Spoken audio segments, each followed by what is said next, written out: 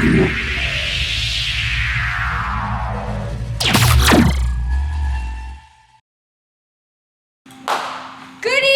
ladies and gentlemen. If I could have your attention, I need to make an announcement. I'm Jean Culpepper, and I directed tonight's play. The circumstances surrounding tonight's production are a little unusual. I was very flattered when Billy St. John, who wrote Murders in the Air, as you probably noticed on your programs, that's Heir spelled H-E-I-R, Murders in the Air. Get it? Yes. Well, as I was saying, I was flattered when Mr. St. John contacted me and asked me to direct his play's premiere production. Actually, it was a work in progress, and he made changes and rewrites throughout the rehearsal period. And while it was very exciting being a part of creating a brand new work, to tell the truth, it put quite a strain on me, the playwright, and the cast. You got that right. Hush, Dale! Actors should be unseen and unheard until the curtain opens. Sorry about that. The truth is, the cast and I are a little bit nervous about the show because, well, it's not quite finished. Now don't worry, we're going to go on. The show must go on, as someone once said. I don't know who said it, but I'd love to get my hands around his neck. Anyways, like I said, the show's not quite finished. The thing is, Mr. St. John couldn't make up his mind who the murderer should be. In fact, he wrote several different endings where the different suspects were revealed to be the murderer. We performed them all for him, and he still couldn't decide. As it got closer and closer to opening night, the tension in the air, that's A-I-R, grew so thick you could cut it with a knife. It got so bad that Mr. St. John had what I feel sure will prove to be a temporary breakdown. The reason he's not with us tonight is because he is currently under heavy sedation in a very nice place, surrounded by soft walls with lots of padding. Some people have all the luck. The cast and crew and I are here, though, and we're determined to give you an entertaining show, even if it kills us. That's just a figure of speech, of course.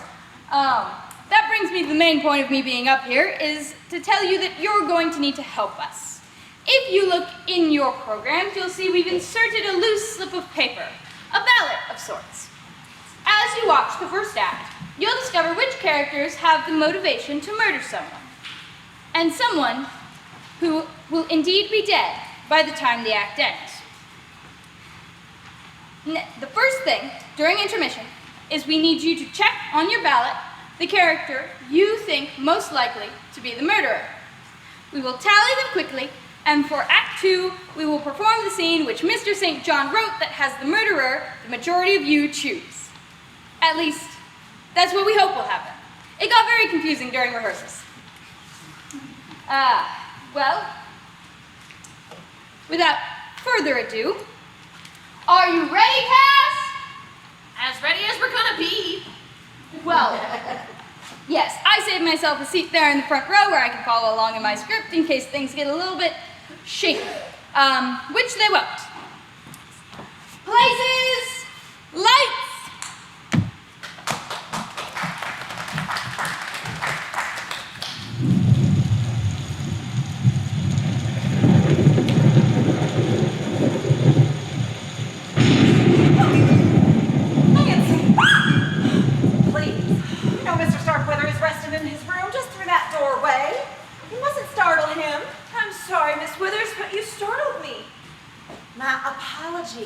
But I dare say a slight scare will do you no harm. However, a sudden shock to a man in his 90s in Mr. Starkweather's medical condition could prove fatal. Remember that, girl. Yes, ma'am. I guess this terrible storm just has me on edge.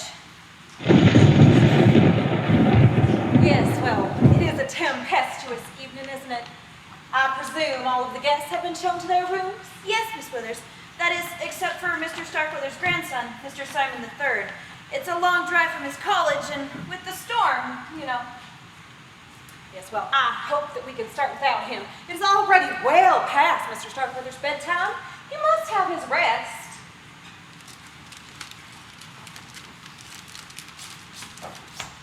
I assure you, Miss Withers, The room is spotlessly clean.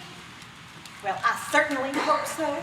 With Mr. Starkweather's asthmatic condition, the merest mote of dust could be potentially lethal. Yes, well, I served as Mr. Starkweather's housekeeper for many years before you came here, Miss Withers. And I don't need you telling me how to do my job. You brought the coffee?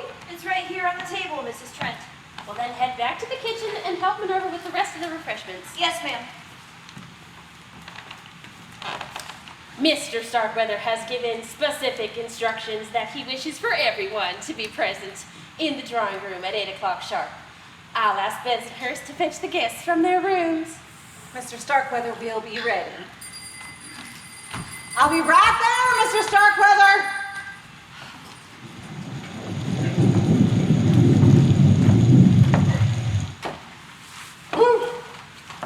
Done got all the cars parked in the garage, I guess. As I asked. I should expect proper grant. Why even waste my breath? You're just Good Lord, man, you're dripping water all over my foyer. Did you use the front door? Rufus, haven't I told you a million times that servants are not to use the front door? I reckon I forgot, Mr. Bensonhurst. Besides, it's raining outside. I can very well see that, and now it looks like it's been raining in here as well, thanks to you. You're welcome. Go back out where you came from and maneuver yourself to the back door. You think you can manage that? I don't know, but I guess I'm finna find out. When the final guest, the young Master Simon, arrives, I shall summon you to go park his car. And while I'm waiting, I'll sit by the stove and see if I can grow some gills. Oh, don't be impertinent. I don't know how it can be, sir, if and I don't know what it means. Just do as you're told and wait in the kitchen for my summons. Not that way. Or have you forgotten you're to go out where you came from and go to the back door? No, I didn't forget, but I was hoping you had. That man is an idiot. Hey, I heard that.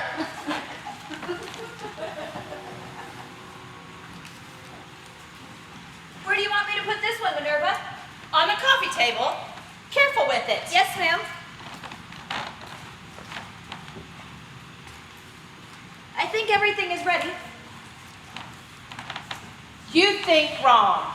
Place the cups on the saucers so all we have to do is pour the coffee. Yes, Minerva.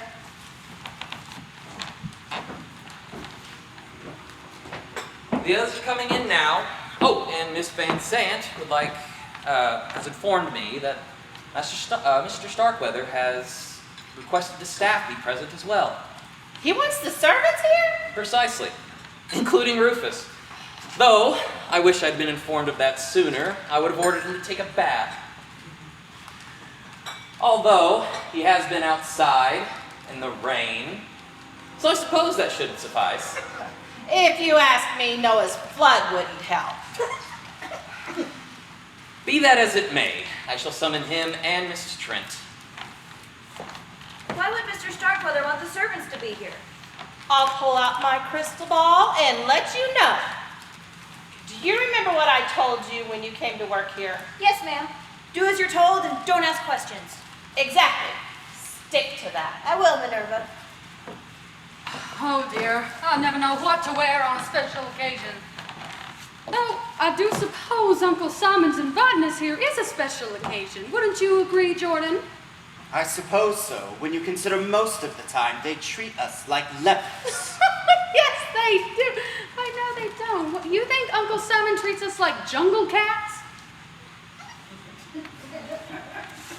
Lepers, Mother, not leopards. Oh, never mind. And don't worry about a thing. You look fine. Well, thank you, son.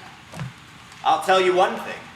If we do ever inherit this mausoleum, the first thing I'm going to do is call the Addams family and let them know it's on the market.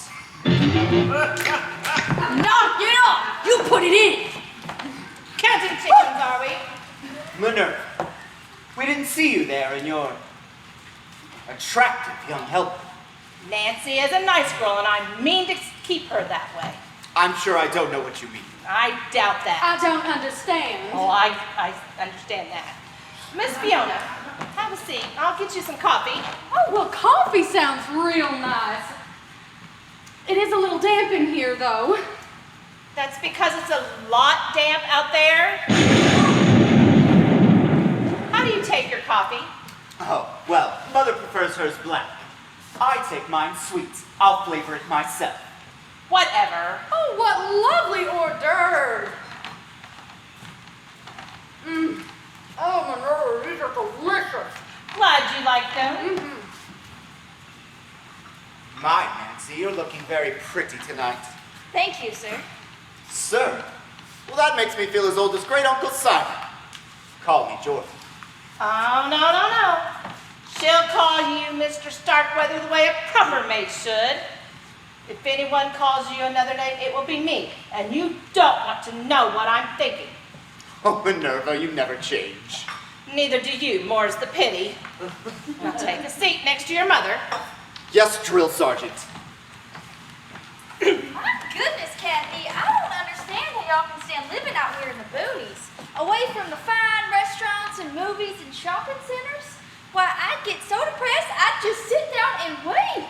It's not that bad, Paula. I stay here during the week and go to my apartment in town most weekends. Oh, well, I am so relieved to hear that. I worked for a large corporation before Mr. Starkweather hired me to be his personal secretary, and believe me, this position is much nicer. Well, look what we have here.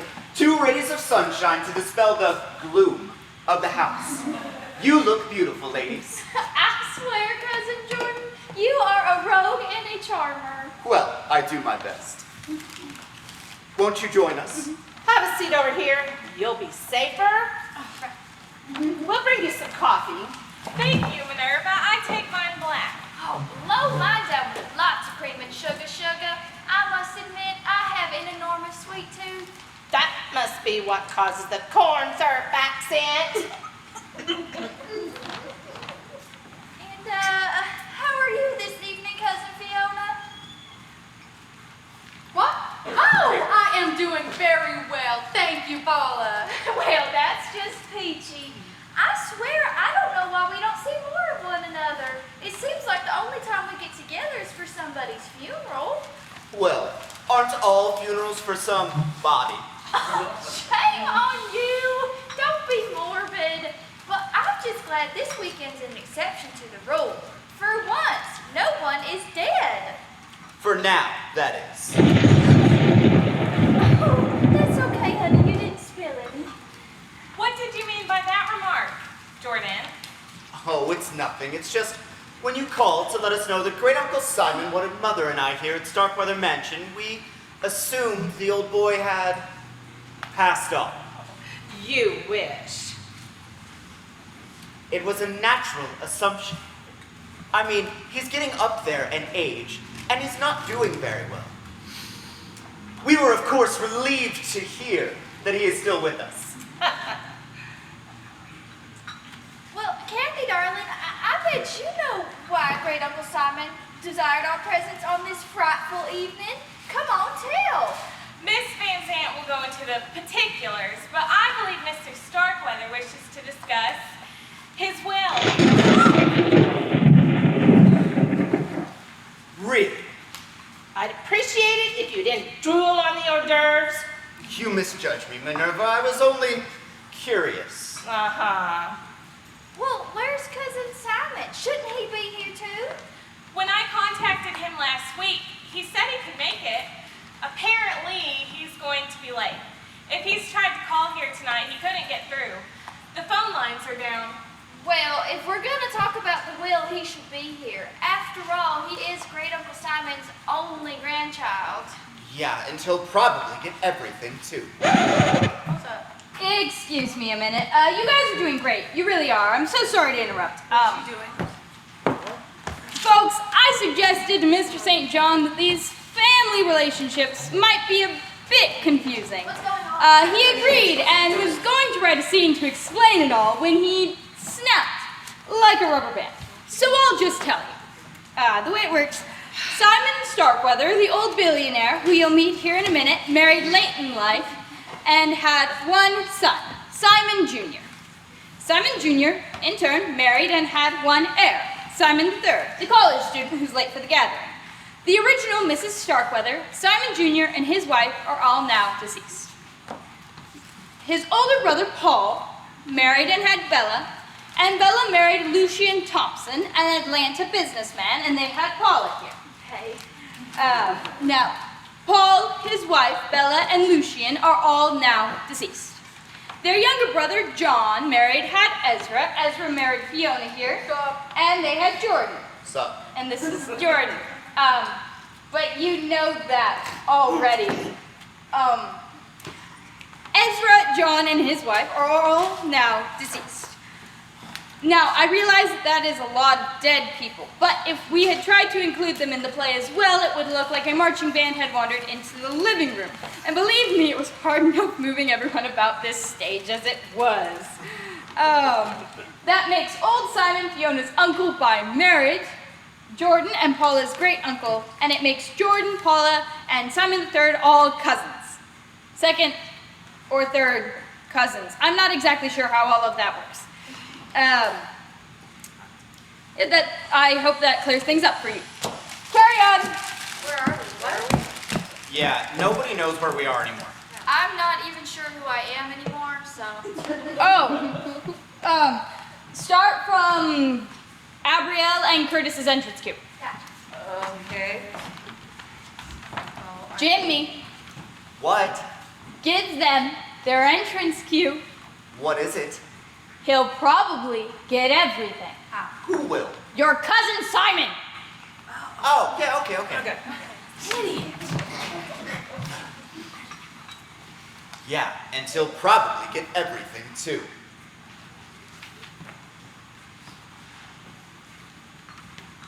I'm very pleased with your investigation. I'd be glad to recommend you to my other clients. Just doing my job, Miss Van Zandt. Good evening, everyone. You know, I know we all ain't met before, but got pretty good ideas to who y'all are.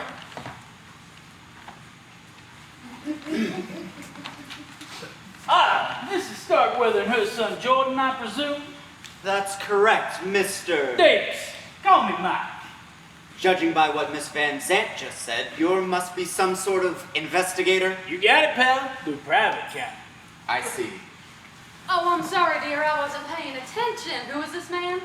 He's a detective, Mother. Oh, a detective! How exciting! Do you know Jessica Fletcher? No, ma'am. Though I do like my ladies a little bit older, she's way out of my league. I do know who you two ladies must be, though.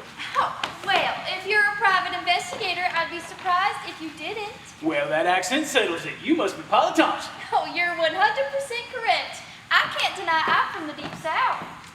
If you came from any deeper south, you live in Central America.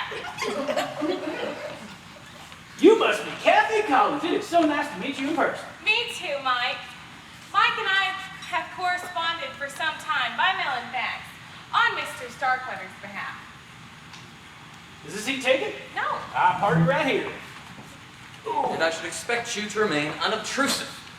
I will as soon as I look up a dictionary and tells me what it means. Just sit over there by the fireplace and keep quiet. By the fire? Glad to. My backside's still a little soggy.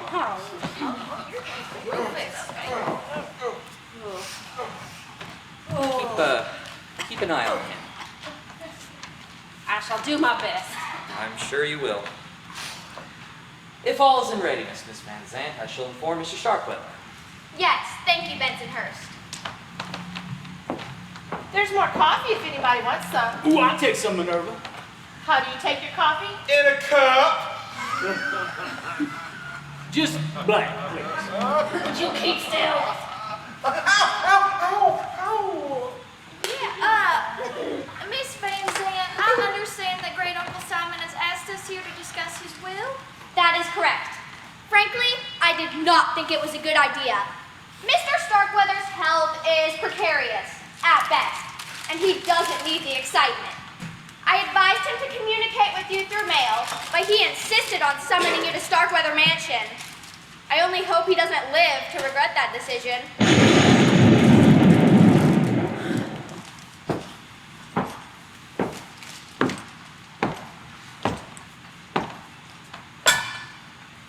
Miss Withers is bringing Mr. Starkweather down in now to join us. Can I move now?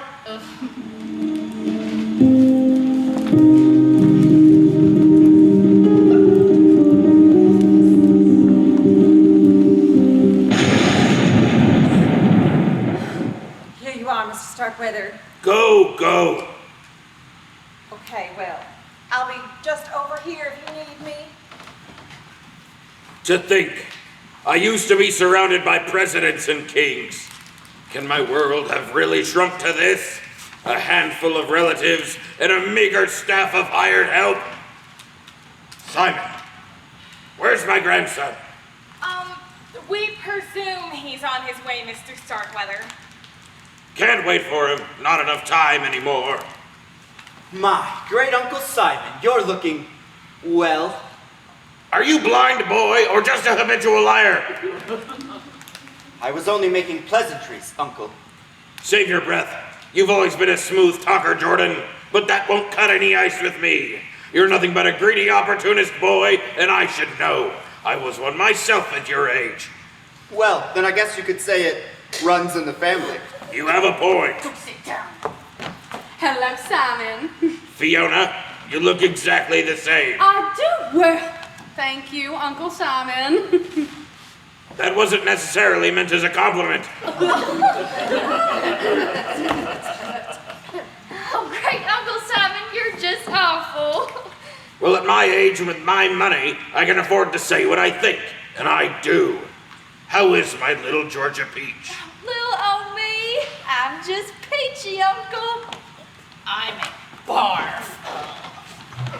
Mr. Starkweather, would you care for a cup of coffee? Oh no, he mustn't have any. Caffeine would keep him awake, and it could affect his blood pressure. Sometimes his medications cause it to run a bit high. Apparently, I won't be having any, Minerva. You heard my keeper. Yes, sir. Everyone aspires to live to a ripe old age. And for what? To be kept alive by medicine and machines? Only to be prevented from enjoying so many of life's little pleasures. Like a cup of coffee. You mustn't excite yourself, Mr. Starkweather. You see, I'm not even allowed to feel any strong emotions. That's a bummer. Ah, you put it very succinctly, Rufus. Old age is a bummer. I could have searched my vocabulary extensively and not come up with such an apt description as bummer. I'm glad you like it. According to the doctors, I won't have to remain a prisoner in this weak old body much longer. There's only one thing that I hate to leave behind. My money. Well, you know what they say, Uncle. You can't take it with you. Yes, that is what they say. That's why several years ago I had Lois here draw up my will. I suppose you'd like to know how I provided for you, my heirs. Well, I, for one, admit I'm just a teensy bit curious. A teensy bit, eh? I was afraid something like this was going to happen. Here, Mr. Starkweather. Breathe deeply. Hurry, Withers.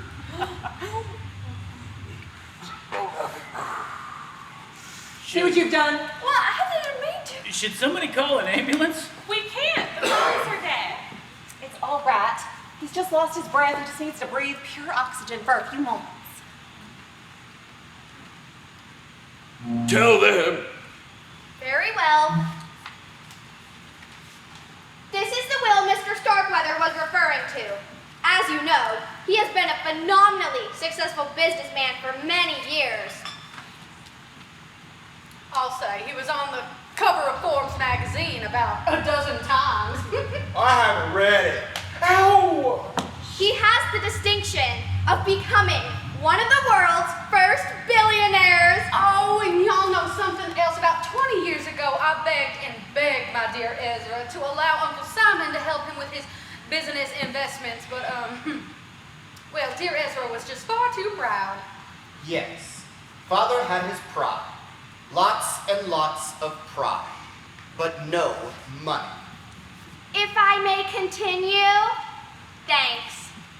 Mr. Starkweather's fortune is now worth, in the neighborhood, of $50 billion. If I'd known that much, I'd ask for a raise.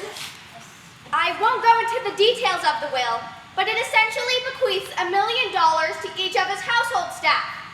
Mr. Bensonhurst, his butler, Mrs. Trent, his housekeeper, Minerva Walker, his cook, Miss Withers, his nurse, Nancy Pollard, his maid, and Rufus Jones, his handyman. I'll forget about the raise then. Oh, Mr. Starkweather, I had no idea. The will goes on to state that the rest of the money is to be divided equally among his surviving relatives. They are his grandson, Simon III, his niece, Fiona Starkweather, and her son, Jordan, who will share 1/3, and his great-niece, Paula Thompson. Well, isn't that nice? I always knew you'd take care of us, Uncle. I know you got mad when Mama married a Southern boy and great Uncle Simon, but you two must have agreed on one thing. Blood is thicker than water. I'm sure Miss Withers could tell you if it actually is or not. Ow! Now that I have informed you of the will's contents, I have another announcement to make. As of tomorrow, this will becomes invalid. What? Yes, you in the front. What does invalid mean? It means no good. I got a brother that's invalid then. It means we're not going to get any of the money, you fool.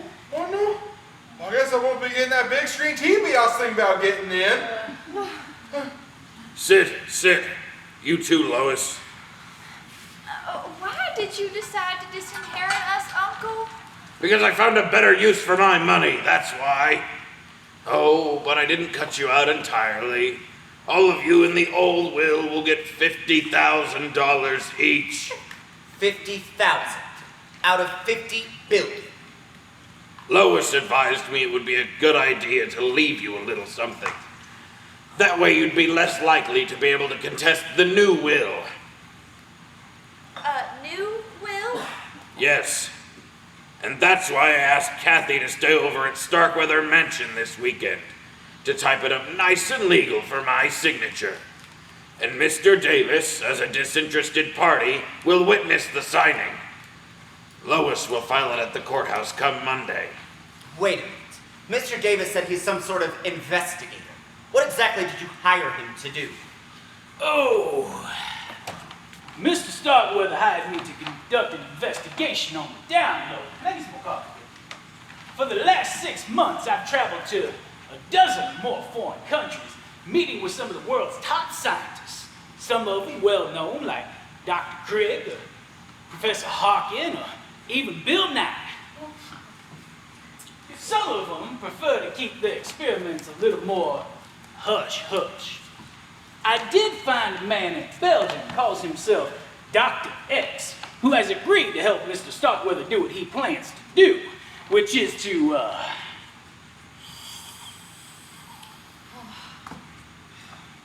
oh, that's a good cup of joy.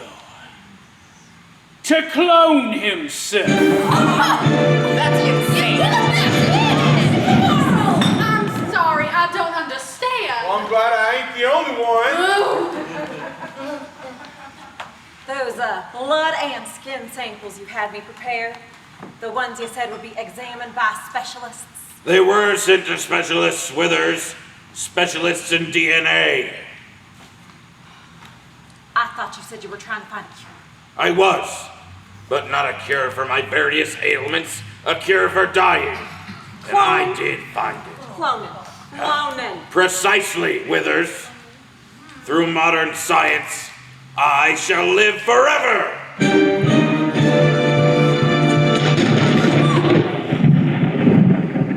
It's not right.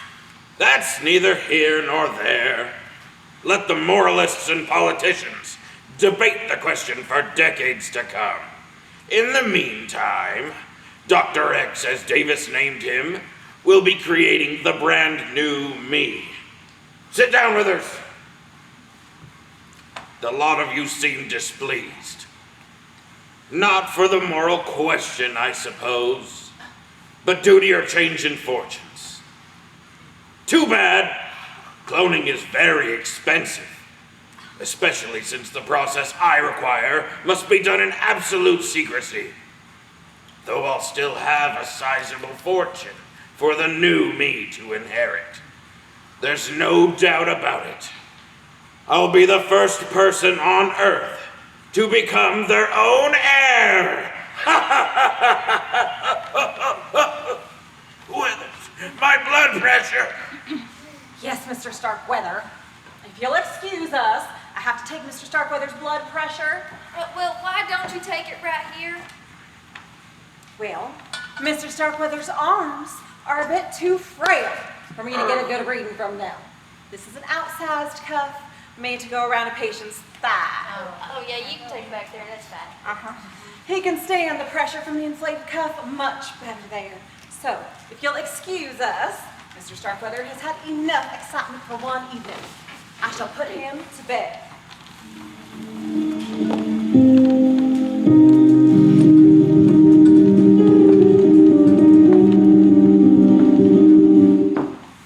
I guess our meeting is concluded, unless anyone has any questions. Rufus again. What the heck is that all about? It's simple, Rufus. Great Uncle Simon was going to leave us all a fortune. Instead, he changed his mind. He's going to clone himself. What does clone mean? It means to take some DNA samples from the original and, in simple terms, create a duplicate. Well, I can do that now? Well, that's great. Maybe when the old Mr. Starkweather passed away, I get a job working for the new Mr. Starkweather. The new Mr. Starkweather will have to be born and grow up. It goes against the laws of nature. How? It has all been arranged. Once Dr. X has created the new life, the cells will be implanted into a host mother who will carry the child to term. Host mother? Who? Me? What? Why not? I'm young and healthy. I'll make a good mother for little Simon. How could you even consider being a part of this travesty? I'll be well compensated. Besides, have you ever known anyone else to give birth to a baby billionaire? Okay, I'm sorry. Correct me if I'm wrong. But instead of his family, Uncle Simon is now giving all of his money to a baby? In a manner of speaking, yes. Okay. The new will places Mr. Starkweather's fortune into a trust fund, which I'll administer. I'll release the money to pay Dr. X and his staff to perform the cloning procedure. After that, ample funds will be available to provide for Kathy's needs and the child's upbringing and education. Once he's grown and properly trained to deal in high finance, the fortune will be turned over to him. The kid will look, think, and act like Simon Starkweather. He could easily parlay those billions into, say, trillions by the time he's no man. But for what purpose? To leave it to another clone? And then another and another? Where will it end? When there's a Simon Starkweather with enough money and power to rule the world? I mean, we didn't discuss it, but you might well be right. How could you condone such madness? I know how she could. Miss Van Zant and that Collins woman would live like billionaires themselves off Mr. Starkweather's money. Money that should go to us and his family. Yes.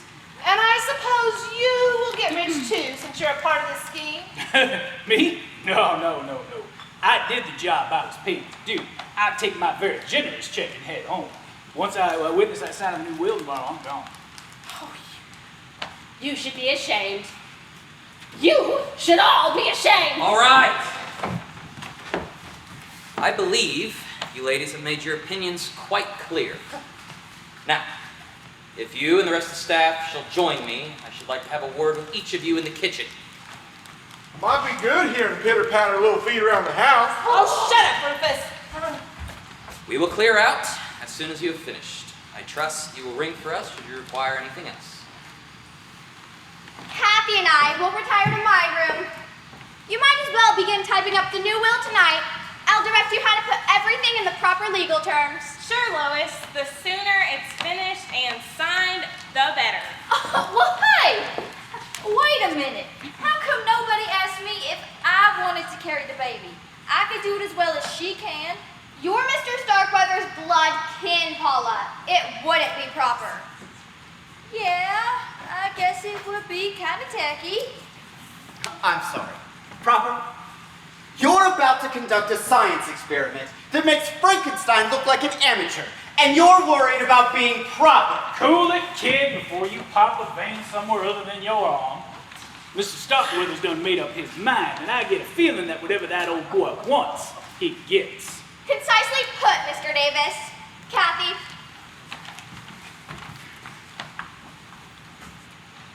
Well, I'm gonna head upstairs to pack. Once I sign the will, or once I witness the signing of that new will tomorrow, I'm gonna see y'all. Never. Have a good night, Richie Riches. We were robbed! We were? Yes, Mother. Great Uncle Simon dangled a fortune in front of our noses, and then he snatched it all away. That was mean. Me. That man is a monster. You saw the evil glint in his eye. He enjoyed pulling the rug out from under our feet. At least he is leaving us 50,000. 50,000. To him, that's nothing more than throwing a dime to a beggar. And he's only doing it so we don't contest the new will. You heard him. Yeah. I wish you were dead. Jordan. I wish that old goat would die tonight. Well, it would serve him right. Well, I do suppose if he died tonight, we'd all get our money's worth, wouldn't we, my dears? Would anyone care for a game of bridge?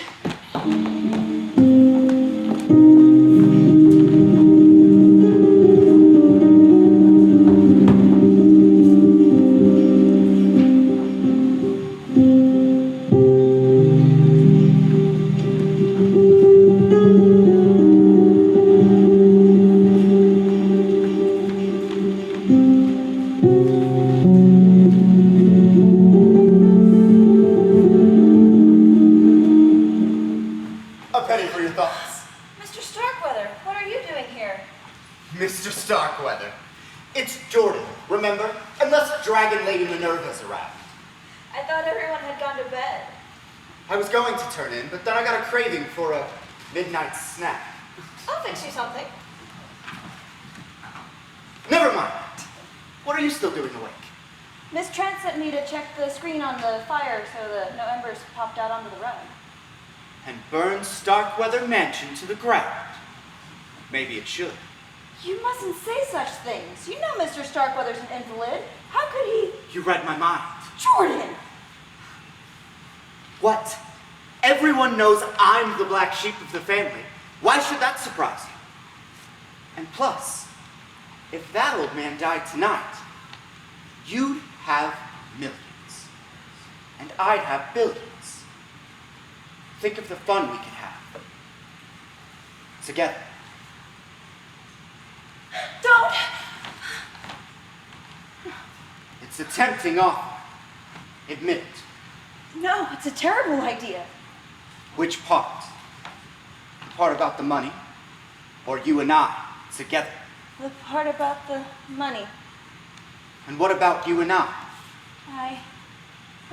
Nancy, Nervous! I thought you were going to help me with the dishes. I was just checking the French doors to make sure they were locked. I see. And what are you doing here? I got a craving for a midnight snack and saw Nancy and decided to stop for a chat. That appetite of yours is going to get you into trouble one of these days. Minerva, what are you doing with the knife? Oh, just mincing onions. At midnight. I can't stand for anybody to see me cry. If you're hungry, come with me. I'll get you something. Yes, Minerva. Finish checking and come give me a hand. Yes, Minerva. Come on. Whatever you say.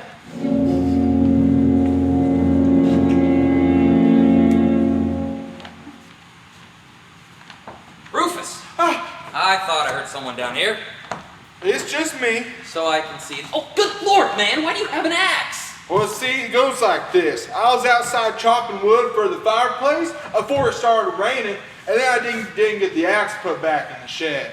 I forgot. I've been dismembering things a lot lately. And then when it dismembered where it came to me, I figured I'd bring it inside and dry it off real good so it didn't rust.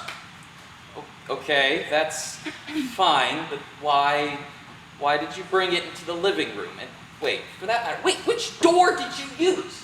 Rufus, how many times do I need to tell you to use the back door? As many as you want, I ain't listening. Rufus, I swear, you're going to be the death of me. Go to the kitchen and have Miss Trent fetch you a towel. Oh, but why? I ain't wet. Besides, it quit raining. I can see that. It's for the axe. Oh, right. Oh, the back door. Oh. I swear, if that man had a brain, he'd be dangerous. I heard that.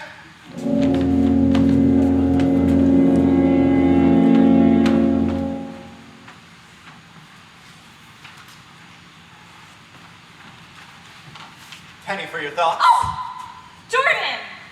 I just came down for a breath of fresh air. What are you doing up this late? Munchies. Want a cookie? No thanks. So, have you and Miss Van Sant finalized the new will yet? Yes, it's all ready except for Mr. Starkweather's signature. I see you've calmed down. I wouldn't blame you if you hated me. I don't hate you. I would have done the same thing in your shoes. I'm sure you would, Jordan. Well, think about it. Minerva was right. Being the mother to that little billionaire is the closest thing to actually owning the billions yourself. But you are forgetting something, aren't you? What? That little tyke will need a father. Someone to mold him into the perfect replica of Great Uncle Simon, a heartless, money-making machine. You think so? I know so. Who would be a better dad than me? You're a very attractive young woman. We could mix business with pleasure. Ew! Don't even come near me, as if. I'm sorry, what? I don't want you to get cookie crumbs all over my blouse. By the way, forget it. If I decide that little Simon needs a father after he's born, I'll choose a suitable husbandman. I don't know who he will be, but he won't be some sleazy, money-hungry slime ball like you. I can kill you, you witch! I wouldn't try it if I were you. Not with a detective in the house.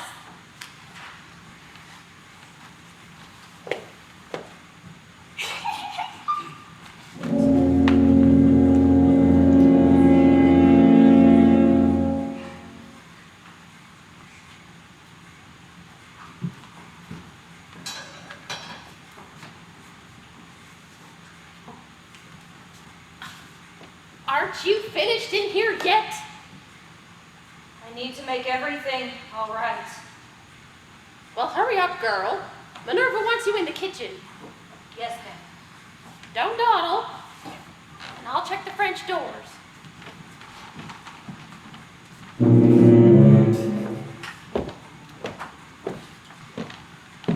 Miss Thompson? Oh, Mrs. Trent, you gave me a fright. Well, I suppose I should be grateful he didn't shoot me. What on earth are you doing roaming the house in the middle of the night and with a gun in your hand? Oh, don't worry. I know how to handle a gun. I couldn't sleep, so I thought I'd clean it. I was about to go look in the kitchen for some oil. I doubt if you'll find what you need in there, unless you want to rub it with Crisco. Do you often carry that thing around with you? Well, I take it everywhere I go. Daddy taught me to be a crack shot when I was 10. A girl can't be too careful. Yes, well, I doubt if you'll have anything to worry about at Starkweather Mansion. It's miles from the nearest town, and no one ever comes out this way. You've never had a burglary or a prowler? No. Well, with great Uncle Simon so sick and all, it's a wonder somebody hasn't tried to steal something. And with his bedroom being on the ground floor, anybody could just break in those French doors and do who knows what. Like shoot him? Well, it could happen, as terrible as a thought that is. In his condition, how could he defend himself? You know, he could always sick Nurse Withers on him, I suppose. That should frighten away any intruders. You're just awful. Oh, but I wouldn't want to tangle with a woman. Where does she sleep? Oh, in the room beyond Mr. Starkweather's, so she can hear him if he rings his bell for her in the night. Well, let's see. If I remember correctly, when Mama brought me here once when I was little, that room used to be a library and the one beyond it was a parlor. Am I right? Yes, that's correct. You see, when Mr. Starkweather became too ill to go up and down the stairs, the library was converted into a room for him, and Withers took the parlor. And they're the only ones who sleep on the ground floor? Yes, the servants' quarters are in the attics under the eaves, and we have our own staircase from the kitchen. Why do you ask? Oh, just curious. Excuse me, folks. I thought that little section of dialogue was a bit awkward and suggested to Mr. St. John that he cut it. But he felt it necessary that you get an idea of the layout of the house. He said, "What do you want me to do? Put a blueprint in the program?" Which I thought was a bit rude. He insisted I leave the dialogue in, so I did. But it's a bad piece of writing, and I just want you to know I tried to correct it. Continue. Oh, you don't have... I want you to know that if you do that again, you can bring that script up on this stage and play Mrs. Trent yourself! Sorry. Oh, that was great. I wish I had your nerve. Where are we? So, you're curious about the layout of the house, are you? Yeah, I was just curious. Well, you know what they say. Curiosity killed the cat. Yeah, well, if you'll excuse me. You know, wouldn't it be ironic if someone did break in tonight of all nights and just maybe...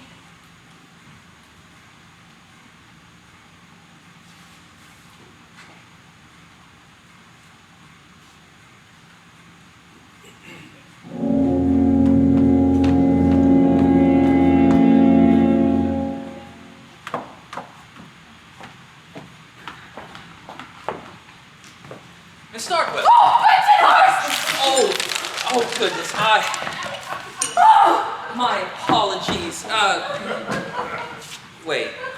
Oh! Might I ask what kind of pills you just strewn about my living room? Digitalis. For my heart. I have a heart condition. Maybe I should take 2. Digitalis. Doesn't that speed up one's heart rate? Oh yes, my little heart is just pumping away. Then I suppose a single dosage should suffice. An overdose, I think, might be fatal. Extremely fatal. Or am I being redundant? I suppose fatal is just fatal, like how dead is just dead. Wouldn't you agree? Yes, sure, precisely. One cannot be more dead than any other person.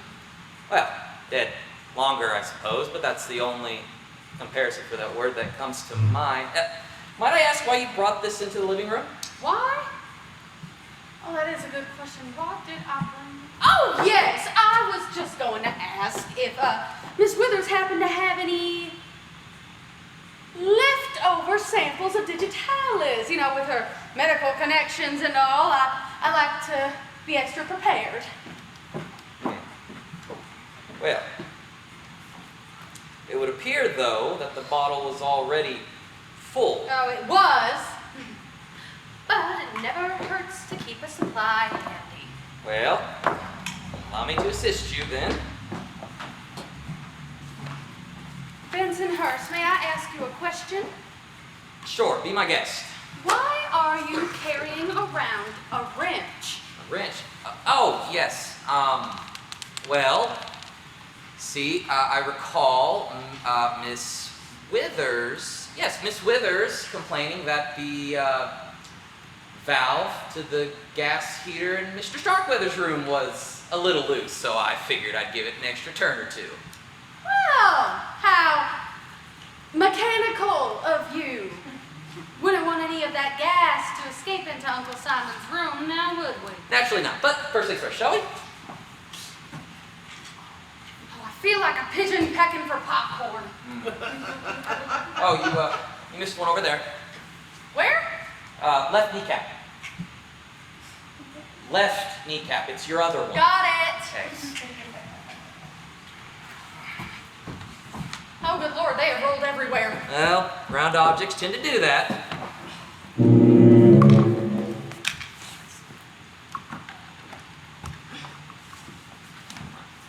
Oh, Withers! Mrs. Starkweather! What? Wait, what are you doing on the floor with Bensonhurst? Miss Withers, we are picking up my pills. I spilled them, that's all. Oh, needle, I presume Mr. Starkweather required an injection. Is there an issue?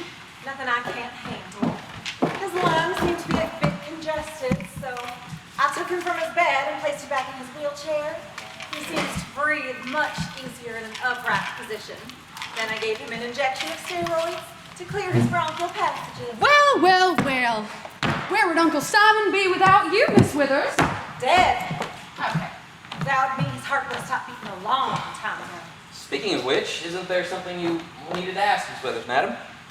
Was there? The digitalis. Oh, yes! Miss Withers, I was wondering if, by any chance, you had any manufacturer samples of digitalis. I like to keep a supply handy. I can see why you would. Yours tend to run away, don't they? Well, I am sorry, Mrs. Starkweather. I don't seem to have any spare drugs handy at the moment. Your uncle requires every pill that I've got to keep him going. Well then, I guess we'd better pick all of mine up. Won't you help us, my dear? I suppose.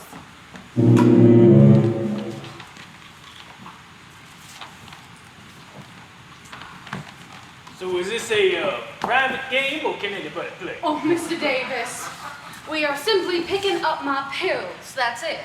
Oh, is that it? Thought y'all were having a tiny little marble tournament or something. Guess I'll pass.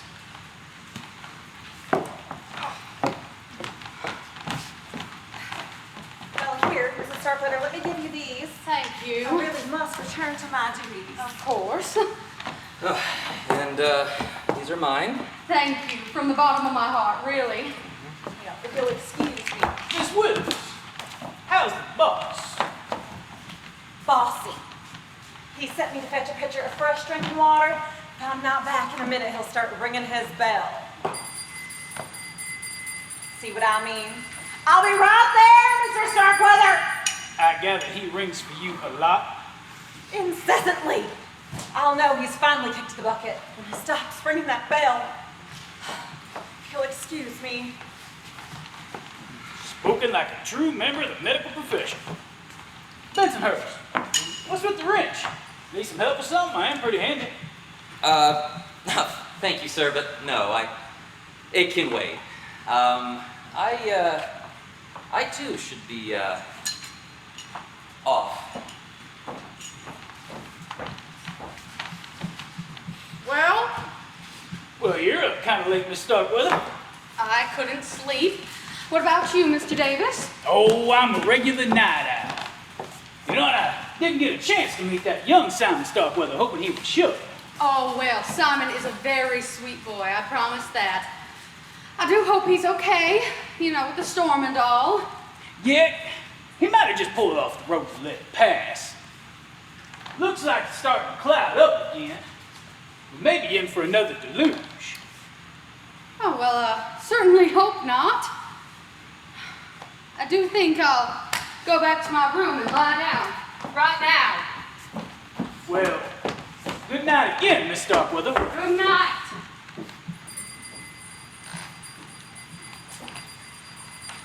I'll be right there, Mr. Starkweather. Oh, you're still here? Yep, just keeping an eye on things. I see. Well,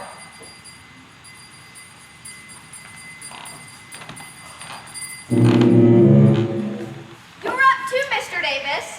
Yeah, it seems I'm not the only one. Seems there's more traffic passing through Starkweather Mansion at midnight than there is cars going down the interstate at rush hour. I know what you mean. I've heard footsteps go past my bedroom door all evening. I'm not surprised, though. We could have guessed that Mr. Starkweather's announcement would have given his heirs a sleepless night or two. You know, Miss Van Zandt, this whole cloning business, how do you feel about it? I'm a lawyer, Mr. Davis. I'm paid to think, not feel.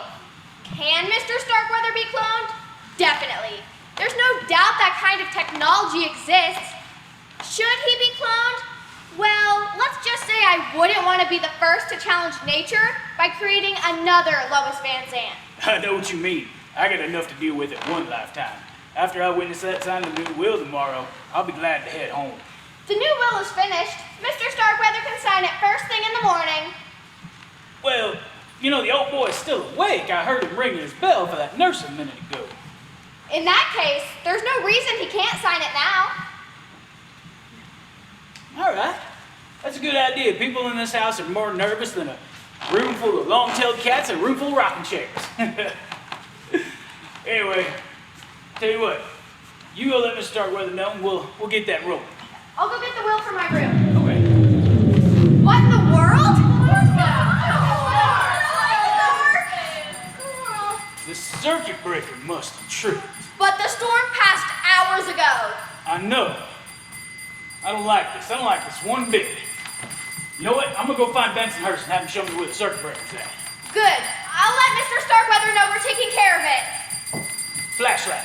To a little tree. It's all right, Mr. Starkweather. I'll... Mr. Starkweather?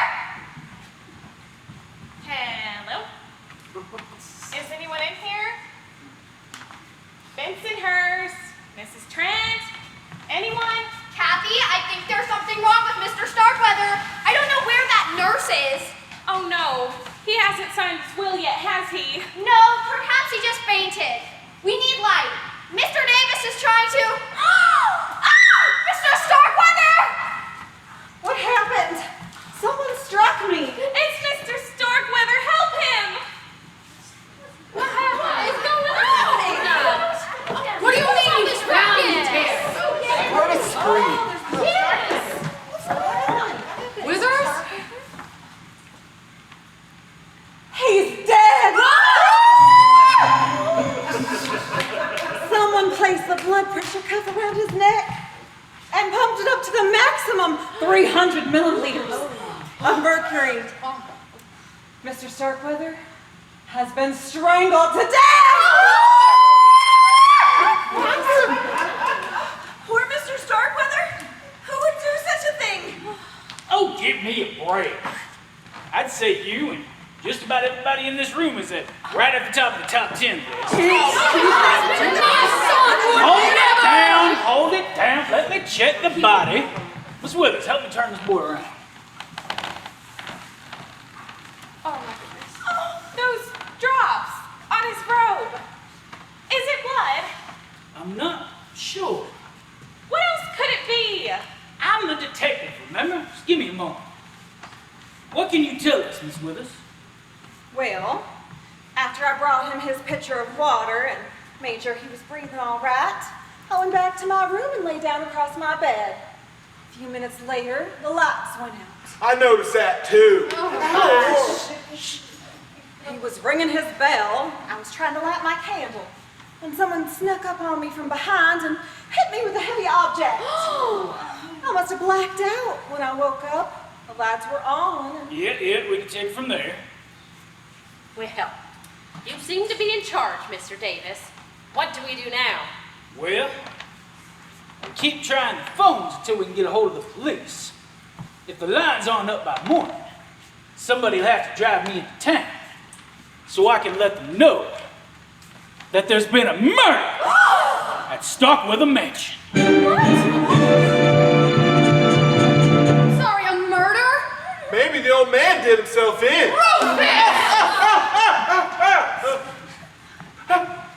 Or maybe not. Well, you're Master Simon. Nice for you to finally join us. We got a surprise for you. I can't believe Grandfather's dead. Well, he is, Cousin Simon. He's the deadest person I ever saw. You know, that's funny. Earlier, Bensonhurst and I were in here talking about the degrees of death, and we both agreed that. Please. And he was murdered. No doubt about it. You saw the body. Poor Grandfather. If only I'd gotten here sooner, then maybe... How do we know you didn't get here sooner? What? How do we know you didn't park your car just outside, sneak in the house, kill the lights moments before you killed Simon Starkweather? That's ridiculous. Why would I kill him? Well, I'd say a third of a $50 billion fortune's a pretty good reason.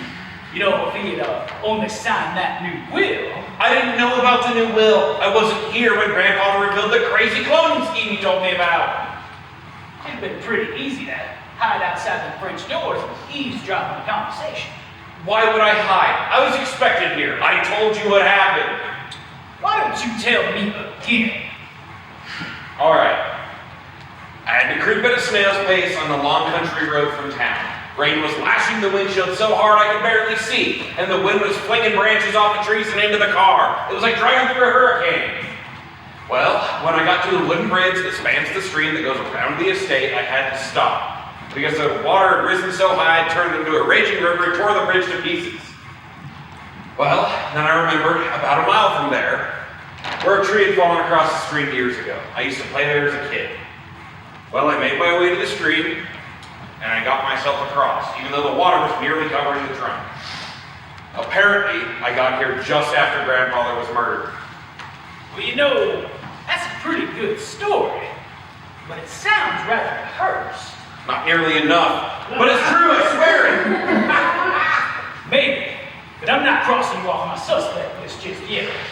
And just who else is on that list of yours, Mr. Davis? Everybody except for Miss Van Sant and Miss Collins. You know, they had a lot to gain if your grandfather would have signed that new will. As it turns out, as of right now, they're out cold. Especially me. Lois has other clients. Now I'm among the unemployed.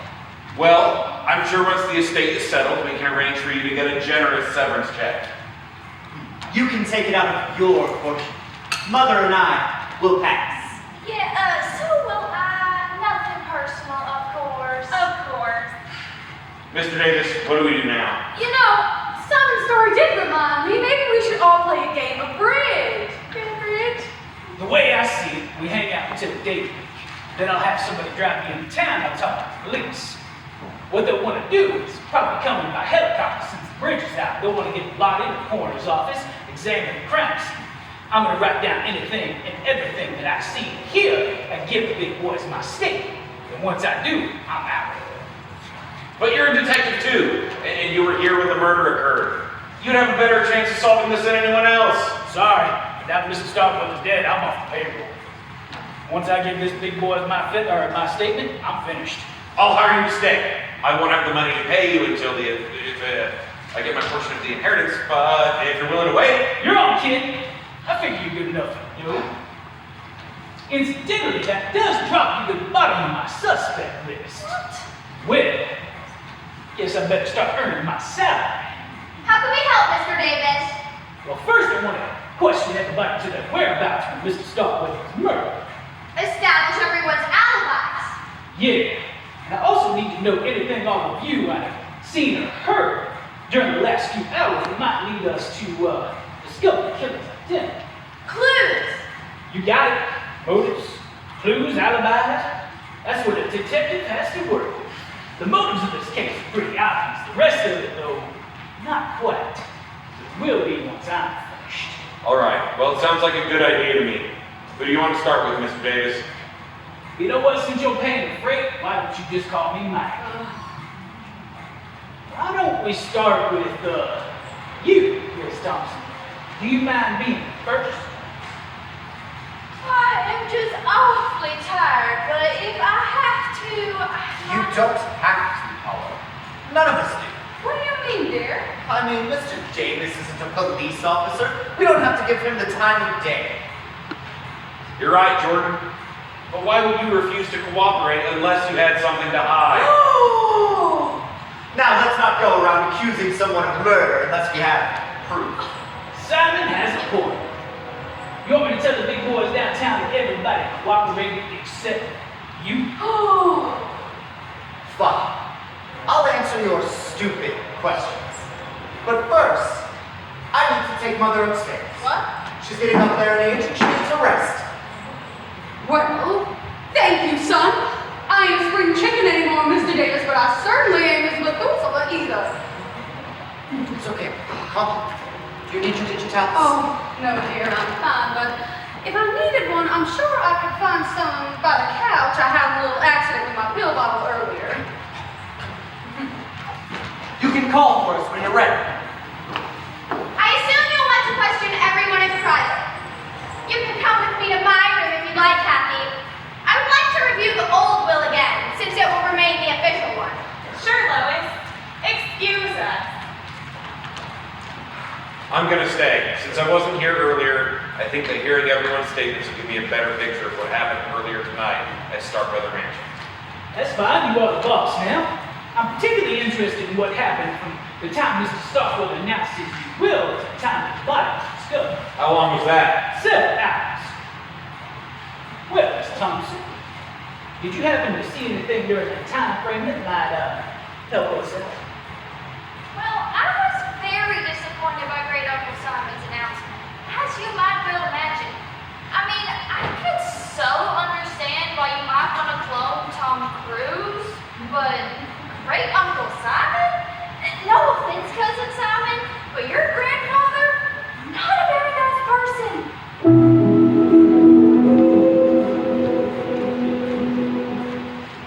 Anyway, I spent most of that time in my room, but I did come downstairs once on a little errand. I was outside the kitchen door when I heard Minerva and that cute little maid Nancy talking. What's the matter with you, girl? Did you leave your mind in the other room? You haven't heard a word I've said. I'm sorry, Minerva. I'm just so confused. About what? Has that no-good scamp Jordan been bothering you? Jordan? I mean, Mr. Starkweather. What makes you say that? When I walked in on the two of you in the living room, you were standing mighty close together, real lovey-dovey like. What was he saying to you? I think he wanted me to To do what? Something you didn't want to do? Yes, but not what you're thinking. I'll bet. He better stay away from you. If that boy tries anything, I'll cut him down to size. Minerva, no, it's not like that. He's not interested in me. I saw him with Miss Collins. Oh, I get the picture. When you lost your millions, he lost interest in you, didn't he? He's going to follow the money right to the Collins girl. He proposed to her, but she laughed at him. Good for her. Serves him right, that lazy bum. Don't call him that. Oh, I get the picture now. You are hung up on him, aren't you? Don't be a fool, Nancy. Jordan will just use you and toss you aside like he's done a dozen other girls. Well, maybe he's ready to settle down. If Mr. Starkweather hadn't changed his will, Jordan would be free to do what?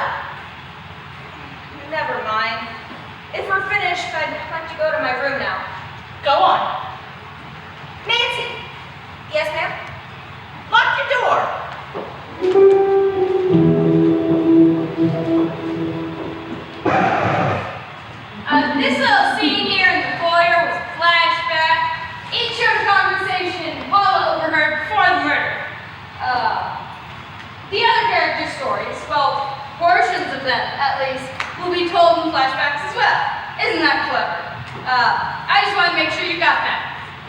Carry on. That woman is really asking for it. So tell me, Miss Trigger, did you happen to see or hear anything suspicious before Mr. Starkweather was murdered? Suspicious? Well, I suppose you could call toting a gun around the house suspicious, even though Mr. Starkweather wasn't shot to death, of course. A gun? Who's got a gun? Besides me.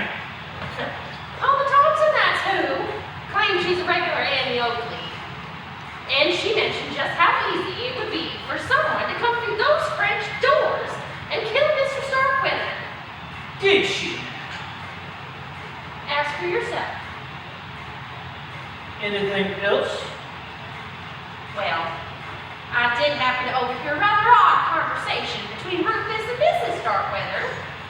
I had gone upstairs to distribute candles to everyone in case of a power outage, which turned out to be very useful. As you know,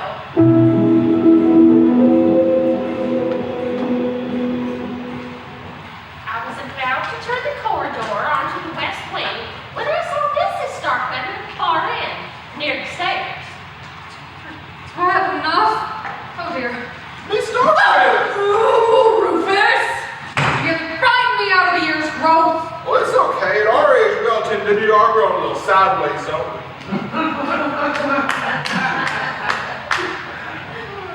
I certainly hope not. What are you carrying that television around for? It doesn't look like a portable. It is now. I brought it in from one of the guest rooms that ain't used. Whatever for? Well, you see, I couldn't go to sleep, so I figured I'd watch the TV instead. But my room's all messed up. Everybody on every damn channel's green. Moira's green, Alexa's green, even Dad is green. It's like everybody on the screen's Kermit the Frog. Well, how disconcerting. You can say that again, whatever that means. Are those breath mints? I wouldn't mind if I could still taste the crap Minerva made for supper. These? Oh no, Rufus, you mustn't take any of these. If you took even one of them, it would kill you. Well, in that case, I'll pass. Let's not leave any light around, though, in case someone could come and slurp them up and keel over dead. I guess that is entirely possible. What'd you put on the death certificate? Cause death, bad breath? It ain't a laughing matter, Rufus! Go! I'll be careful with them. I need these pills. I need every last one of them.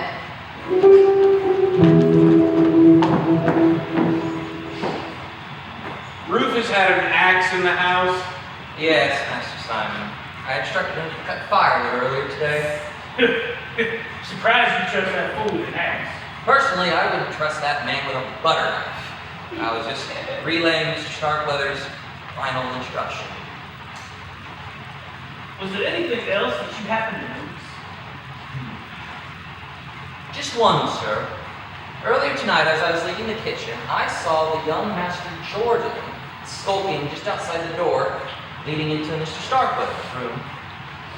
Oh, the hallway door, not that one. His behavior was rather furtive, and I had the impression that he was getting ready to walk into the room when the door opened and Miss Withers came out. It was apparent that the sudden appearance of Miss Withers had surprised the young Master Jordan. Well, what do you want? Nothing, I was just going to check on Great Uncle Simon. No need, that's what I'm here to do. And how is he? Still breathing, that's what you're wondering about. And how much longer do you think he has left? Well, let's just say you needn't start reading any long novels or even a short story. But you think he'll make it through the night? I think Mr. Starkweather will keep his heart beating out of sheer determination just long enough to sign that new will. That is what you want to know, isn't it? You misjudge me, Miss Withers. Oh, Jordan, give it a rest. We both know that you would just love to see him drop dead before daybreak, like nearly everyone else in this house. Including You. $1 million is a fortune to most people, and a lot of them would kill for it. If that's a hint, you can just forget it. As Mr. Starkweather's nurse, I would be the primary suspect. If his death appeared to be by anything other than natural causes. But suspecting and proving, well, those are two different things. I'm gonna forget you said that. Good night, Jordan.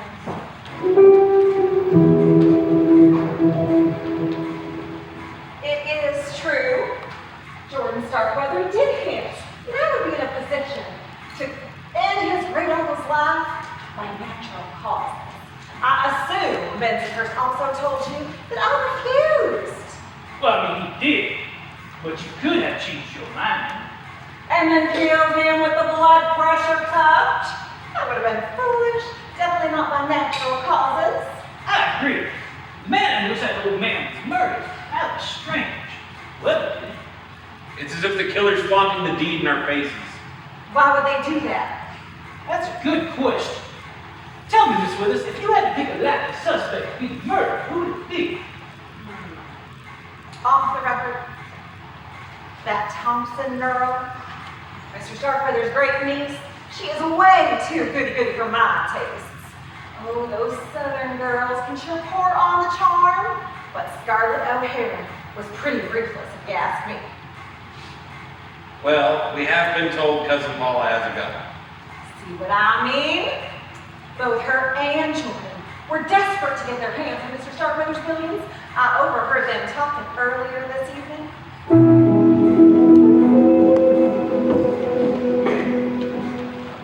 It was right after Miss Van Zandt's announcement about the new will. They didn't see me in the corridor. Well, what are we gonna do? Do. What can we do? It's out of our hands. Don't be such a wimp, Cousin Jordan. That money rightfully belongs to us. There's gotta be a way to get it.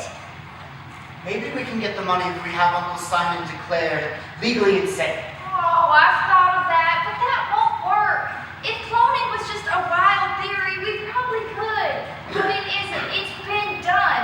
His plan to be the first person to clone himself may be bizarre, but it isn't insane. We lose the case. And we'd probably spend the penance on the attorneys. Like that Miss Van Zandt. She... What? What is it? I'm just thinking, if you can't beat him, join him. What? I just found out a way to get Miss Van Zandt to put me on her team. Well, what is it? Oh, fend for yourself, Jordan. If you'll excuse me, I gotta go talk to that lawyer. If you can't beat them, join them. Where's Kathy?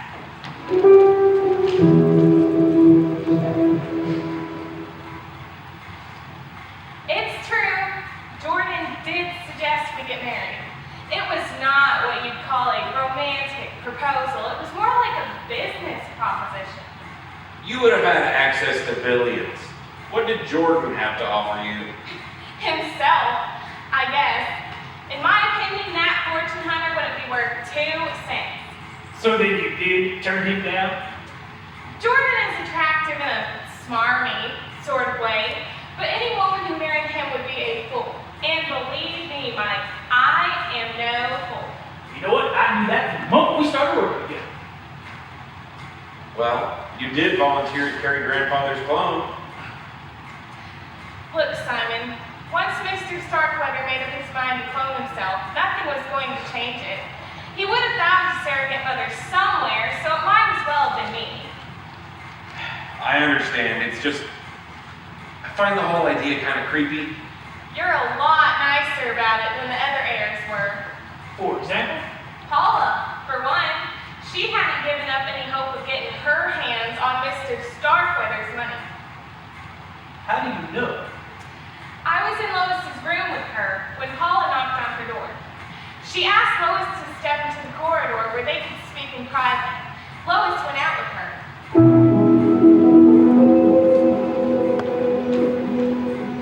She didn't close the door completely, so I couldn't help but overhear their conversation. Thompson, preparing that new will? Yes. Miss Vincent, you're a lawyer. Are you sure this cloning business is legal? You could lose your license to practice, couldn't you? The process will be performed in Belgium. As we told you, our laws don't apply there. Well, what about ethics? Haven't lawyers been disbarred before for behavior that was unethical, if not illegal? What's your point? I want in on the deal. Pay me from the baby's trust fund to be the baby's nanny or whatever. I don't care what you name the position. If you refuse, I shall be forced to report you to the Bar Association. Isn't that what you call it? It is. Let me offer you a little free legal advice, Miss Thompson. In the first place, if you make any accusations against me before the cloning procedure has been performed successfully, I'll sue you for the $50,000 you're due to receive and everything else you owe. And I'll get it. In the second place, once the baby is on the way, I plan to close down my office. I shall devote all of my time to Kathy and little Simon's care. At that point, I won't be bothered in the slightest if I should be disbarred. You don't have to be a lawyer to administer an estate. Anyone can do it. Oh, so you see, young woman, your threats are meaningless. Oh, in fact, as an officer of the court, I should report your feeble attempt at extortion to the police. Oh, well, now save it. Take your silly southern self out of my sight, and I might be willing to forget it. Oh, all right, I'll go. You, lawyer. Excuse me. Yes, Mrs. Trent.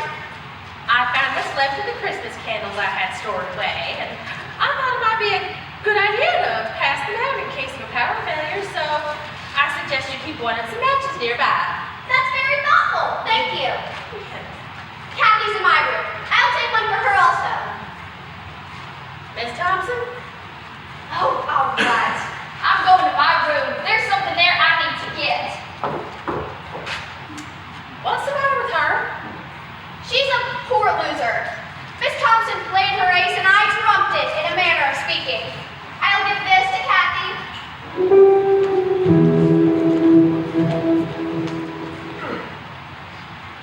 If I remember correctly, when Miss Kathy called the scream, you ran into the front door.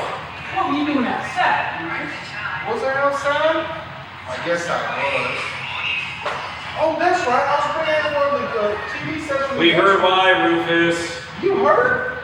News sure does travel fast around here. All the actors on your set were green. It sure was. Looked like everybody on the screen was a Martian. Anyway, when I got the news head hooked up, it still didn't turn out too right. Everybody on the screen was fuzzy as a wool worm. So I went outside to turn the antenna around. On the roof? Was better than being in the basement. When I went to the shed to get the tall ladder, that's when I heard the gal scream bloody murder. Well, murder since it wasn't so bloody. Did you see or hear anything outside? Oh yeah, I saw an owl and I heard a couple bullfrogs. I meant people, Rufus. Oh, right. Jordan was out on the patio whenever I was coming in. I don't know what he was doing out there though. Well, earlier tonight, did you hear anybody talking about the new will? Oh yeah, who was it? It's all old Bensonhurst and Minerva could talk about. They was going on about it in the kitchen before Mr. Starkweather crows. What were they saying? That it wasn't fair. That they worked for Miss Starkweather all these years and they deserved millions. As for me, I didn't really care too much. I figured 50,000 would be enough to get me a good-sized TV set. Heck, maybe even two. Like Bensonhurst and Minerva? Oh yeah. The more she thought about it, the madder she got. And woo-wee, that woman's got a temper.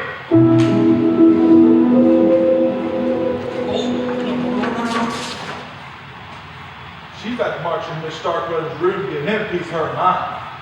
You must go in there, Minerva. And who's gonna stop me? I shall, if I must. You and whose army?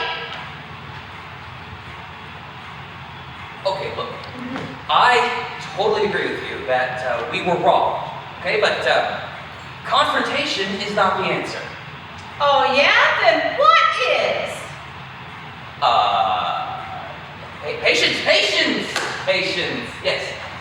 Patience. Mr. Starkweather hasn't signed anything. He may may change his mind in the morning. Oh, that we all should live that long. No, Minerva, he should live so long.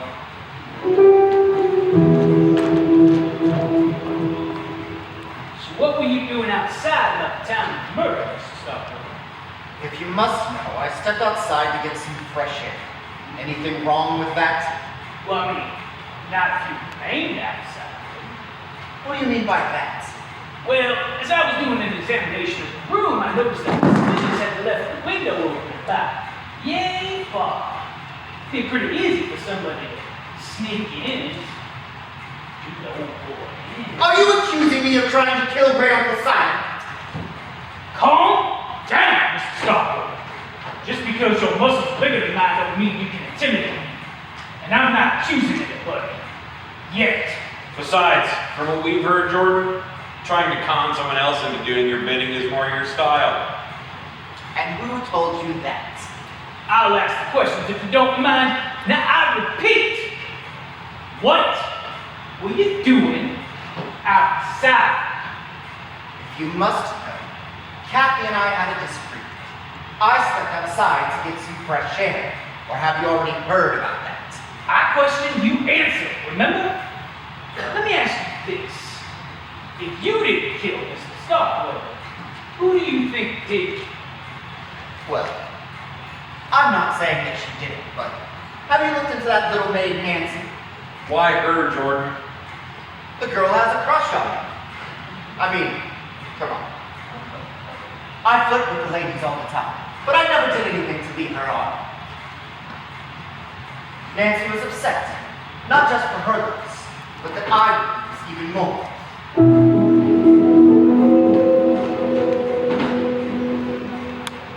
I took a stroll around the house, and that's when I saw Nancy talking to Miss Withers in the kitchen.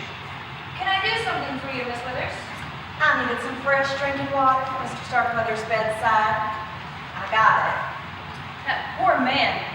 When he had that attack and lost his breath in the living room, I realized exactly what you meant before when you said that the slightest shock could prove to be fatal. Exactly. The slightest shock.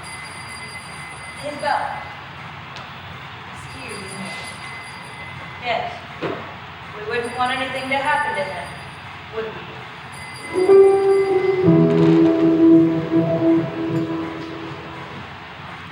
I was surprised when Mr. Starkweather had left me in his will. I didn't think he even noticed me. Then you must have received too surprised knowing that you'd inherit $1 million and find out that brother got pulled out from underneath. Well, 3 actually. Now you're wealthy again. Well, Mr. Starkweather, I was thrilled to hear that your grandfather had left me even $50,000. With that money, I could go to college and get a good education like you. Well, now you can do whatever you want, Nancy. What do you want to do? I don't know. I haven't been thinking much of myself lately. Well, who has been on your mind, Nancy? Jordan Stockwell? Who told you that? Well, Jordan himself, first off. He implied you might even be willing to kill for him. What? Why would he say such a thing? I'm sorry, Nancy, I don't mean to hurt you, but now you see what Jordan is really like. He's only out for himself and he'll trample anyone who gets in his way. I guess I knew that. Minerva even tried to warn me. And I saw him propose to Miss Collins. She turned him down. And then laughed about it later with her friend Miss Van Zandt. I was delivering towels to the guest rooms when I heard them talking. Can you believe it? Those soulful gazes might work on some innocent young thing like that maid Nancy, but he learned quick enough that I am no pushover. I wish I would have been there to see it. It's time Jordan met his match. I could tell Nancy about some of the maids who have worked here before her.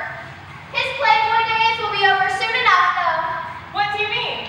Up until now, Mr. Starkweather has given Jordan, as well as Paula, Fiona, and Simon, a generous allowance.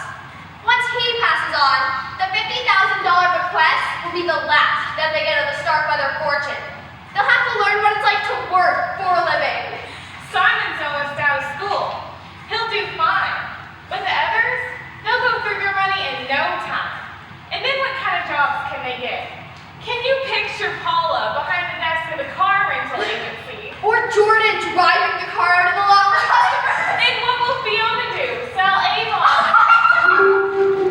Can I get you anything, Fiona? A glass of water? Oh, no, dear, I'm fine, really. Mr. Davis, I want you to know that my son Jordan, he couldn't have done, he wouldn't do, oh dear, what was done to Uncle Simon. He was with me in my room all night. Now, you know that can't be true, Miss Starkweather. Jordan admitted to us personally that he was outside at the time of the murder. I saw you in here earlier with Miss Withers, Benson. Oh, I guess that's right. Maybe it was last night that he was with me. You know what? Maybe it was. Now I understand why Jessica Fletcher never believed the suspects on Murder, She Wrote. It gets so confusing so easily. Let's just concentrate on tonight, Miss Starkweather. Do you recall seeing anything, suspicious? Suspicious? Well, I would certainly call seeing that horrible thing wrapped around Uncle Simon's throat suspicious. Mike means before that, Fiona. Before?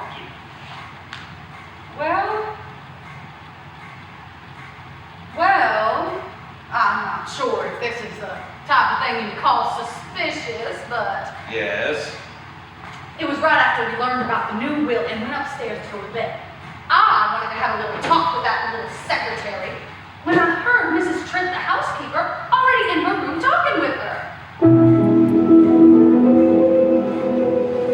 They were speaking quite loudly, so I couldn't help but eavesdrop a little. What are you doing in my room, Mrs. Trent? I was checking all the guest rooms to make sure there are extra blankets in each. I suppose you're very pleased with yourself, Miss Collins. Why do you say that? Well, it all worked out just as you planned. I don't know what you mean. I think you do. I understand now why you brought all those magazines from town and just left them lying around where Mr. Starkweather would see them. You've done it for months. What magazines? Don't play dumb, Miss Collins. Those news magazines and scientific journals, I've seen them, and they all have one thing in common. Articles about cloning. I didn't understand until tonight, but now it's quite obvious what you were doing. You planted the idea in Mr. Starkweather's head to clone himself. And what if I did? There are no laws against sharing ideas, are there? Well, I'm sure your lawyer friend would say no, since you're in this together. But that doesn't make it right. I think what you're planning to do is hideous. To be perfectly frank, I couldn't care less what you think. Get out! Giving orders already, are we? I'll leave. But just remember one thing, young woman. You're not the queen bee yet, and you won't be until Mr. Starkweather's name is on the dotted line. Assuming, of course, that ever happens. Kathy told me about Mrs. Trent's accusation that she engineered the cloning business, possibly with my help. Apparently, Mrs. Starkweather recorded their conversation accurately, which is something of a surprise. Well, is it true? Did you and Kathy give Grandfather the idea to clone himself? I don't really think that's relevant to the case at hand, Simon. Even if we did, we weren't breaking any laws. Don't you agree, Mr. Davis? Well, no laws that I can think of. So, shouldn't we focus on the law that was broken? I'm referring to murder, of course. You're right as usual, Miss Van Sant. Can you volunteer any information that might, help us? I will tell you this. Earlier this evening, I went to the kitchen to ask Minerva for a pot of coffee. It was apparent that Kathy and I would be working late, and I thought the caffeine might help us stay awake.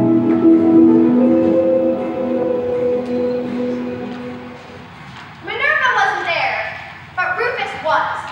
I heard him talking to Fiona Starkweather, and their conversation was very peculiar. Good heavens, Rufus, what are you doing with an axe in the house? Well, see, I brought it in from the wood pile to dry it off real good. Sharpen it too, you want to see? Goodness, no. Oh, I guess you're right. It could hurt someone. Maybe even kill him. What a horrible sometimes, don't you? Well, Are those your poison pills? digitalis is not a poison, it is a stimulant. Well, I mean, there looks like there's less in there now than there was when we was upstairs. Oops, I hope that doesn't mean I haven't done gone and did an overdose. I think I can figure out some mouth-to-mouth stuff if I have to. You bring those lips any closer and I'll take this axe and chop them off myself. I'm just trying to help Miss Starkweather. Well, don't! There are some fates worse than death. But I assure you I am fine. I spilled some pills by the couch earlier, that's it. Well, I hope Minerva don't find none. She's the one that makes Miss Starkweather's meals and she's mighty mad at him right now. What are you suggesting, Rufus? Oh, nothing. What were you looking for in the kitchen? I was coming down here to see if Minerva happened to have any leftover hors d'oeuvres. I can help you look. No thanks. I seem to have lost my appetite.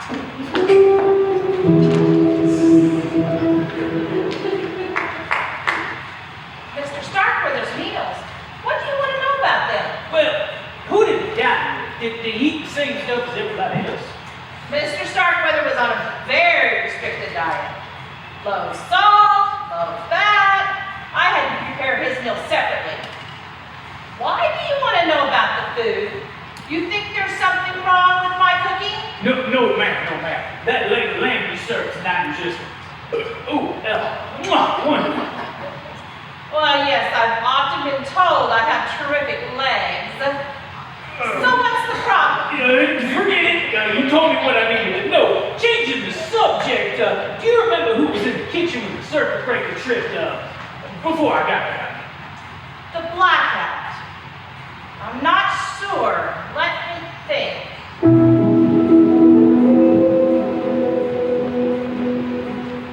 I was in the pantry checking the supplies for breakfast. When it went dark, it took me a moment to get the candle Mrs. Trent gave me from my pocket and then light it. Nancy? Minerva? Is everyone okay? I'm here and I'm fine. I was outside when I heard the lights go out.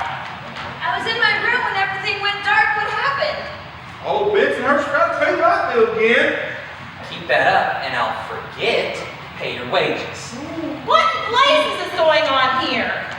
Apparently, the storm knocked out the electricity. My candles did come in handy, you see. Remind me later to give you your gold star. Bensonhurst, can't you fix the electricity? That's exactly what I came to find out, Bensonhurst. Sure, the breaker's right this way. I hope they hurry. I don't like the dark. Was that quick enough for you? I'll get back to my chores. What did he come inside for? The idiot tracked water all over my clean floor. Why Mr. Starkweather doesn't fire him, I will never know.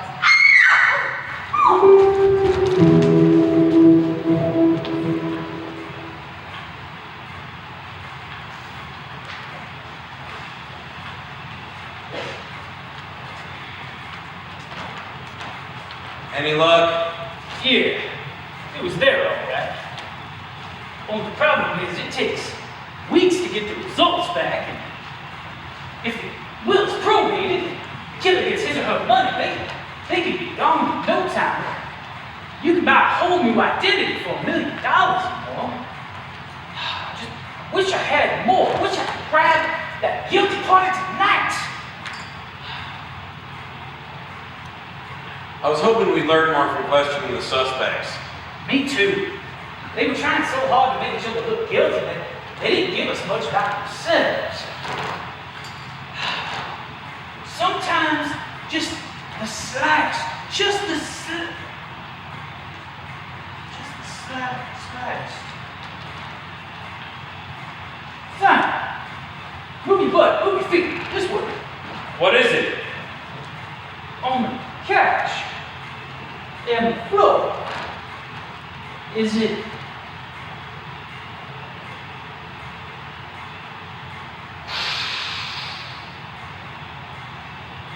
yeah. What they were doing at the time was so insignificant I barely noticed. Simon, I know who murdered your grandmother. Well, who? I'll let everybody know once I gather the evidence. Go tell Bensonhurst to get everybody in here. Yes, sir. Minerva sent me to see if you'd like a pot of coffee. Forget that. Go upstairs and tell everyone up there to get down here on the double. Yes, sir.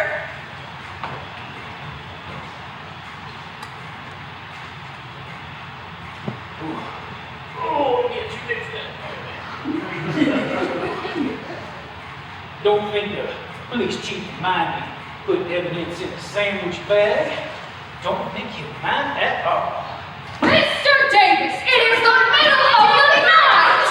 Here it is! Please don't have to answer all your questions! Calm down. Everybody take a seat, please.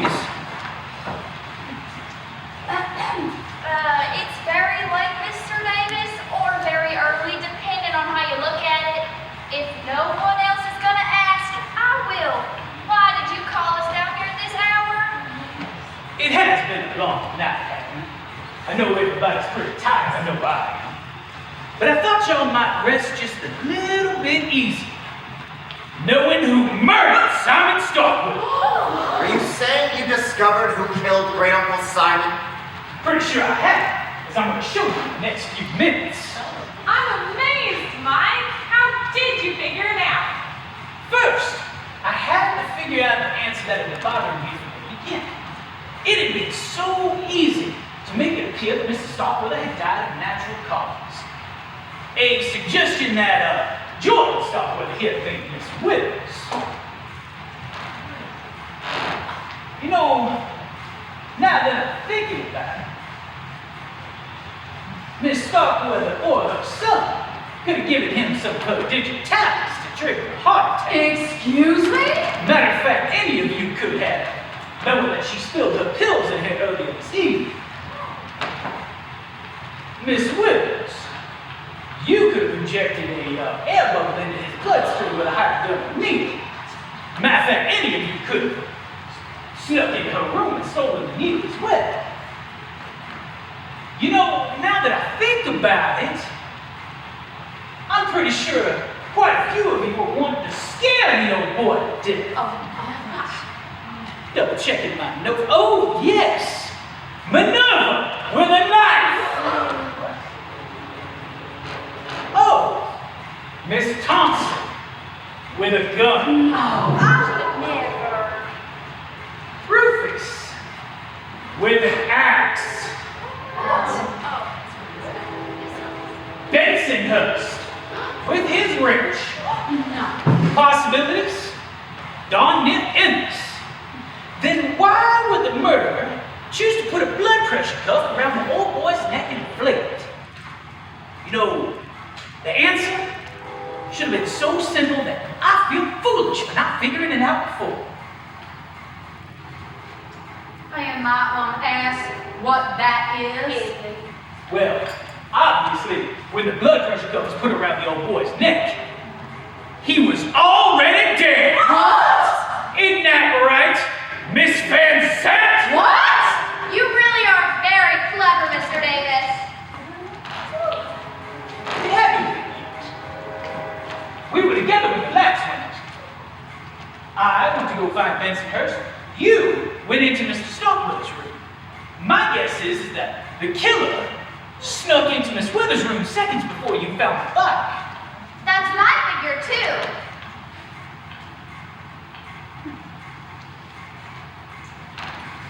Why don't you tell me about your thought process while you were putting that on? As our able detective here has surmised, the murderer made it appear that Mr. Starkweather had had a heart attack. Death seemed to have, indeed, been due to natural causes. There was no doubt in my mind, however, that someone in this house had murdered him. I knew under the circumstances that the coroner would have no reason to perform an autopsy on the body, nor would the police conduct an investigation. I wasn't about to let my employer's murderer get away scot-free. I noticed the blood pressure cuff on his bed, put it around his neck, and inflated it before wheeling him into this room. Well, your plan worked. No one would have questioned the fact that he was murdered. So, the young Master Simon hired Mr. Davis here to solve the murder. Which I had. That was very nice. Miss Van Zandt. Your little ploy distracted me for a little while. I kept wondering, instead of who did it, why would somebody do it that way? Once I figured that out, everything else just kind of fell into place. Sorry, Mr. Davis, but if you had discovered the murderer's identity, the ends seem to have justified the means. Pretty sure the police will agree, even though you are guilty of tampering with evidence. If not, I'm on very good terms with the local judges. Wait a minute. How do we know Miss Van Zandt didn't just kill Great Uncle Simon herself? Yes. No motive. Yeah. Oh, don't leave us in suspense, Mike. Tell us who did kill Mr. Starkweather. I'll do you one better. I'll show you. Stay seated. Mr. Davis. I imagine that all of you still have the candles that were distributed earlier. Yes. Take them out and light, please. Oh, Christmas lights. Oh, how nice. Very Christmas indeed. When I first examined Mr. Starkweather's body, I noticed a few small drops of an unknown substance. I first thought it was blood, but then on closer inspection, I realized it was another substance entirely. And then, as I was speaking to each of you individually, I noticed that one of you were fidgeting, rubbing one thumbnail against the other. I thought it was just a nervous gesture at first. Turns out it was a nervous gesture based on guilt. And as I was walking around the room earlier, I just so happened to notice these on the floor and on the couch. And I had the link to my murder. Thin pieces of red tallow. Tallow from the killer's thumbnail. Tallow from the candle that the murderer was holding when she killed Simon Starkweather. Tallow from the one red candle among them, which is held by you, Paula Thompson! There might have been other red candles. Oh, no, there aren't, Missy. When we took them down after Christmas, I knew we'd have to buy more for next year. Well, is this the only evidence you have to offer the police? This candle? No, not at all, ma'am. See, as I was examining Mr. Starkweather's body earlier, I happened to notice something underneath his fingernails. So I took a little sample, see? And as I was walking around the room earlier, I just so happened to notice a few thin scratches on your wrist. More than likely created by Mr. Starkweather as he fought for his life. Oh, my goodness. It'll be pretty easy to have these skin samples tested. I have known quite a few experts in DNA in the last 6 months. Bravo, Mr. Davis. Well, I don't suppose you consider taking those scrapings and cloning it and putting the new me in prison, would you? Oh, No. goodness. I didn't think so. Well, I guess it was my mistake for trying to cross a lawyer, Miss Van Zandt. I may have caused you to lose access to Great Uncle Simon's billions, but you definitely got your revenge. Why don't you tell us what happened? I may as well. You figured out the main details anyway. I was furious with Great Uncle Simon for building our hopes up and then dashing them to the ground. I thought a man that cruel didn't deserve to live. I listened at his door and slipped inside when I was sure he was alone. He was sitting in his wheelchair, still awake. I walked up to him, ripped the handles of his wheelchair, and got right into his face. He wheeled backwards in his chair, terrified, of course. When he wheeled backwards, he hit his reading lamp and crashed into the ground. Well, and of course, the pitcher of water fell right on top of it, causing a short break. So you didn't mean to cause the blackout on purpose? Well, no. It barely nearly ruined everything. But I remember, I had the candle and the matches in my pocket. I managed to light the candle with one hand while I grabbed his oxygen mask off his chair with the other. I clamped the mask down hard over his nose and his mouth. He couldn't breathe, of course. He made a feeble attempt to fight back with one hand while he rang that bell with the other. He wasn't able to do much, except for the scratches, as you noticed, that it made me to spill the candle wax on his robe.